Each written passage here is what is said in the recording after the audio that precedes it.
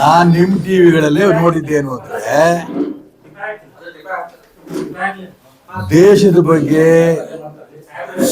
ಕಮ್ಮಿ ನಿಷ್ಠೆ ಇಟ್ಕೊಂಡ್ರಂತ ಕಮ್ಯುನಿಸ್ಟ್ ಪಾರ್ಟಿಯ ರೂಪದಲ್ಲಿ ಕೆಲವು ಬಸವ ಸನ್ಯಾಸಿ ಸ್ವಾಮಿಗಳು, ಕೆಲವರು ಮತ್ತೆ ಹೇಳ್ತಾ ಇದ್ದಾರೆ ಸ್ವಾಮಿಗಳು ಈ ರೀತಿ ಮಾಡ್ತಾ ಇದ್ದಾರೆ, ಬಸವ ತಾಲಿಬಾನ್ಗಳಾಗಿದ್ದಾರೆ.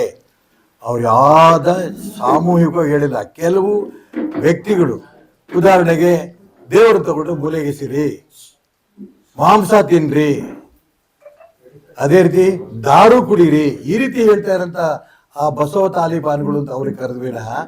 ಹಿಂದೂ ಸಮಾಜದ ಎಲ್ಲರ ಬಗ್ಗೆನೂ ಅವ್ರ ಗೌರವ ಇರೋದು ನಾನು ಕಂಡಿದ್ದೇನೆ. ಬಸವ ತಾಲಿಬಾನ್ ಅಂತಂದ್ರೆ ಈ ಒಂದು ಲಿಂಗಾಯತ್ ಸಮಾಜದಲ್ಲಿರಂತ ಕೆಲವು ಸನ್ಯಾಸಿಗಳು ಈ ಹೇಳಿಕೆ ಕೊಟ್ಟಿದಾರಲ್ಲ, ಅವರಿಗೆ ಬಸವ ತಾಲಿಬಾನ್ ಅಂತ ಕರೆದಿರೋ ವಿನಃ ಬೇರೆ ಅದೇಪ್ಪ ನಾನು ಹೇಳ್ತಿರೋದು. ಲಿಂಗಾಯತ್ ಸಮಾಜದಲ್ಲಿರಂತ ಕೆಲವು ವ್ಯಕ್ತಿಗಳು ಬಸವ ಸಂಸ್ಕೃತಿ ಅಂತ ಹೊರಟರು, ಬಸವ ಸಂಸ್ಕೃತಿ ಅಂತ ಹೊರಟವರು ಆ ಸಂದರ್ಭದಲ್ಲಿ ದೇವ್ರ ಬಗ್ಗೆ ಟೀಕೆ ಮಾಡಿದ್ರು, ವ್ಯಕ್ತಿಗಳ ಬಗ್ಗೆ ನೀವು ಹೆಂಡ ಕುಡೀರಿ, ಮಾಂಸ ತಿನ್ರಿ ಅಂತ ಹೇಳಿದ್ರು. ಇಂಥ ಬಸವ ಅನುಯಾಯಿಗಳಿಗೆ, ಸನ್ಯಾಸಿಗಳಿಗೆ ತಾಲಿಬಾನ್ ಅಂತ ಕರೆದ್ರೇನ ಬೇರೆ